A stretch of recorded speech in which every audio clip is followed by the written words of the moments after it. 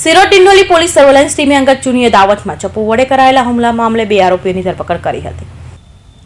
લિંબાયત શ્રી રામ ચોકમાં યુવક પર ચપ્પુ વડે હુમલો કરાયો હતો, જે ગુના મામલે ડિંડોલી પોલીસ સર્વેલન્સ ટીમને સફળતા મળી છે. ડિંડોલી પોલીસ સર્વેલન્સ સ્ટાફના પીએસઆઈ હરપાલસિંહ મસાણીની ટીમને બાતમી મળતા નવાગામ આરડી ફાટક પાસે વોચ ગોઠવી હતી, જ્યાંથી નાસ્તા ફરતા જયેશ ઉર્ફે બારકુ વાઘ તેમજ દિનેશ ઉર્ફે ડીનિયો પાટીલને ઝડપી પાડવામાં આવ્યા હતા.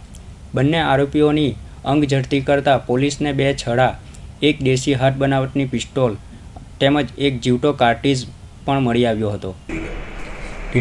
ડિંડોલી પોલીસ સ્ટેશનની ટીમ દ્વારા 2 આરોપીઓની ધરપકડ કરવામાં આવી છે.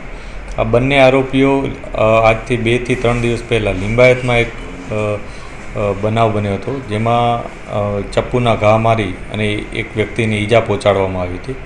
આ અનુસંધાને પોલીસે ફરિયાદ નોંધી હતી લિંબાયતમાં અને આરોપીઓની પકડવાની તજવીજ ચાલુ હતી. આ દરમિયાન ડિંડોલી પોલીસ સ્ટેશનના સર્વેલન્સ સ્ટાફને માહિતી મળી હતી કે આ બંને આરોપીઓ અત્યારે ડિંડોલીના આરડી ફાટક પાસે કોઈ જગ્યાએ આવનાર છે એવી માહિતી મળી હતી.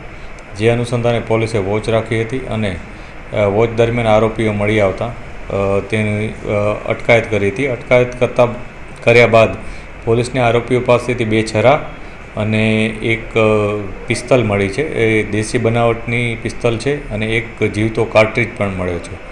પોલીસે આ અનુસંધાને ડિંડોલી ખાતે આર્મ્સ એક્ટની કલમ હેઠળ ગુનો નોંધ્યો છે અને આ આરોપી આ પિસ્તોલ ક્યાંથી લાવ્યો છે અને અન્ય કયા ગુનાઓમાં આ પિસ્તોલનો ઉપયોગ થયો છે કે નહીં અથવા અન્ય કયા ગુનાઓમાં અગાઉ સંડોવાયેલા છે કે નહીં એ બાબતની તપાસ અનુસંધાને પોલીસે ફર્ધર પોલીસ કસ્ટડી પણ માંગી હતી. જે અનુસંધાને પોલીસને 2 દિવસની પોલીસ કસ્ટડી મળી છે, જેથી વધુ વિગત ત્યારે પોલીસને પોલીસને શરૂઆતી તપાસમાં યુવક પર અંગત જૂની અદાવતમાં હુમલો કરાયો હોવાનું ખુલ્યું હતું.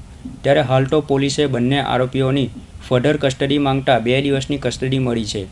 જ્યારે આર્મ્સ એક્ટ ગુના અંતર્ગત ડિંડોલી પોલીસ સકંજામાં આવેલા બંને આરોપીઓ દેશી હાથ બનાવટની પિસ્તોલ, કાર્ટ્રીજ તેમજ છડા કોની પાસે અને શા માટે લાવ્યા હતા અને અગાઉ આ હથિયારનો ઉપયોગ કર્યો છે કે કેમ તે અંગેની તમામ માહિતીઓ પૂછપરછ દરમિયાન બહાર આવશે. Ketan Patel, Hind TV news, Surat.